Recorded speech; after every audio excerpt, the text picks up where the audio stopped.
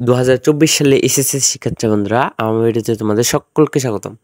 তো তোমাদের যাদের রেজাল্ট একটু খারাপ হয়েছে কিংবা যাদের আশানুরূপ ফল হয়নি, তো অনেকেই হয়তো বোর্ড চ্যালেঞ্জ করবে কিংবা অনেকেই যে রেজাল্ট এসেছে সেটাই মেনে নিতে হবে। তো যারা বোর্ড চ্যালেঞ্জ করতে চাচ্ছ, তো তাদের জন্য আজকের এই ভিডিওটা।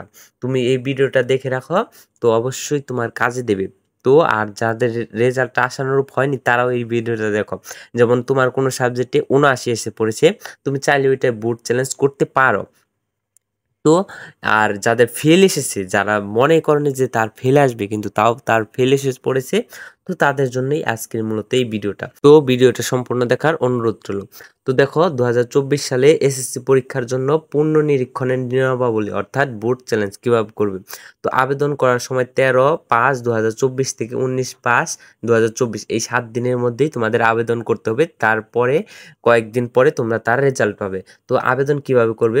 শুধু টেলিটক প্রিপেইড মোবাইল থেকে পুনর্নিরীক্ষণের আবেদন করা যাবে। অর্থাৎ যাদের টেলিটক সিম আছে তারাই শুধু আবেদন করতে পারবে। তো আবেদন করতে মোবাইলের মেসেজ অপশনে গিয়ে RSC স্পেস বোর্ডের নাম প্রথম 3 অক্ষর স্পেস রোল নম্বর স্পেস তারপরে বিষয় কোড দিয়ে 616222 নাম্বারে সেন্ড করে দিতে হবে।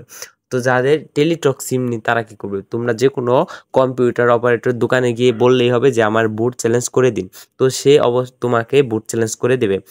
তো তোমরা এভাবে বোর্ড চ্যালেঞ্জ করতে পারো, অথবা তোমার যদি কোনো আত্মীয় স্বজনের টেলিটক সিম থেকে থাকে তবে তার থেকেও সেটা করতে পারো। তো তারপরে দেখো, উদাহরণ দিয়ে দিয়েছে যে যাদের টেলিটক সিম আছে তারা কিভাবে করবে। তো এই যে ওইখানে উদাহরণ দিয়ে দিয়েছে, দেখো RSC স্পেস DHA স্পেস রোলটা লিখে দিয়েছি, দেখো 1 2 3 4 5 6।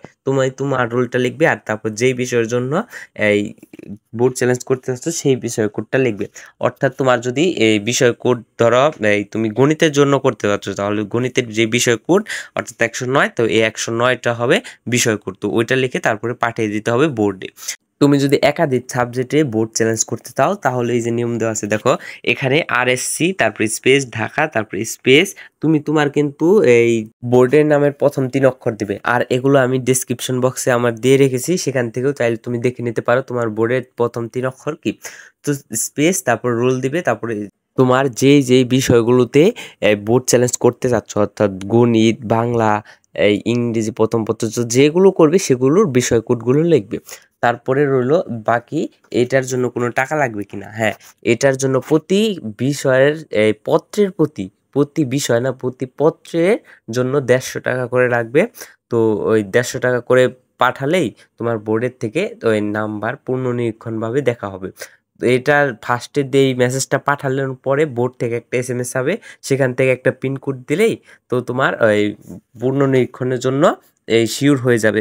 তো এভাবেই তোমরা বোর্ড চ্যালেঞ্জ করতে পারো। এভাবে বোর্ড চ্যালেঞ্জ করলে তোমাদের খাতাটা পুনর্নিরীক্ষণভাবে দেখা হবে, অর্থাৎ দেখা হবে কোন কারণে ফেল চলে আসলো অথবা কোন কারণে খারাপ আসছে। তো অবশ্যই খাতাটা পুনর্নিরীক্ষণ করে দেখার পরে তারপর তোমার রেজাল্ট চেঞ্জ করে দেবে যদি সম্ভব হয়। তো এই ছিল আজকের ভিডিও। যদি ভিডিওটি ভালো লাগে অবশ্যই চ্যানেলটাকে সাবস্ক্রাইব করে পাশে থাকা বেল আইকনটা ক্লিক করে রাখবে। তো আজকের মতো এখান থেকে বিদায় নিচ্ছি, আর ভিডিওটি সম্পূর্ণ দেখার জন্য অসংখ্য ধন্যবাদ।